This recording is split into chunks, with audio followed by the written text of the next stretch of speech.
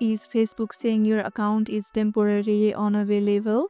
Here's how to regain access fast. Can you still access your email or phone? Let me know in the comments below.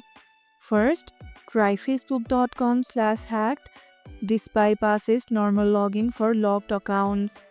Use a different device or browser. Sometimes local blocks cause false unavailable errors. Submit ID immediately, even if not prompted. Upload through facebook.com/help/contact. Visit from a different Wi-Fi. IP changes often trigger instant unlocks. Still locked? Wait exactly 24 hours. Most temporary bans auto-lift then. Are you back in? Let me know in the comments below. If this video helped, hit the like button, share it, subscribe and leave a comment. Thanks for watching and I'll see you in the next one.